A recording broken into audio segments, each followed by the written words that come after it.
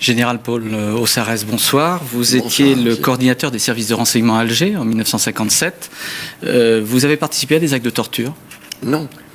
Mais vous avez participé à des exécutions sommaires? Oui. Vous avez exécuté combien de gens?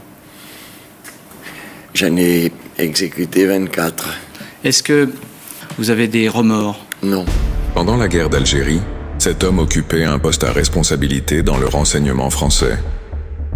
Son rôle était d'identifier et d'arrêter des personnes soupçonnées d'appartenir au Front de Libération Nationale qui luttait à cette époque pour l'indépendance de l'Algérie. Pour obtenir des informations, il a reconnu avoir utilisé des méthodes considérées comme des violations graves des droits humains, exécution de prisonniers sans jugement et disparition de détenus. Son témoignage a été rendu public des décennies après les faits. Le général Aussarès explique calmement que ces pratiques étaient systématiques, organisées et couvertes par la hiérarchie militaire.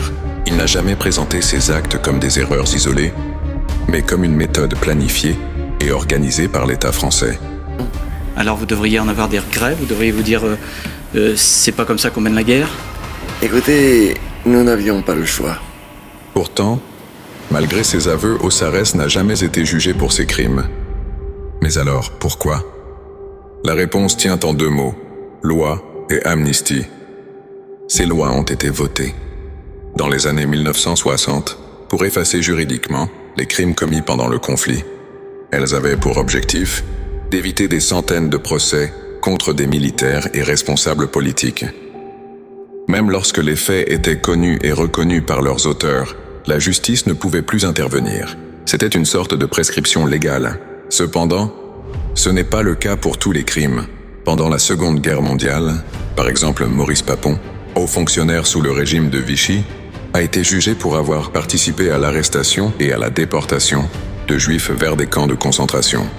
Ces crimes, classés comme crimes contre l'humanité, sont imprescriptibles. Cela signifie qu'ils ne peuvent jamais être oubliés ou couverts par une loi d'amnistie, contrairement à ce qui s'est passé pour la guerre d'Algérie. Papon a été condamné et incarcéré, même plusieurs décennies après les faits. D'autres exemples suivent la même logique. Klaus Barbie, chef de la Gestapo à Lyon, a été jugé plus de 40 années après ses crimes pour avoir torturé et assassiné des résistants et des civils. Paul Touvier, membre de la milice française, a été condamné 50 ans après.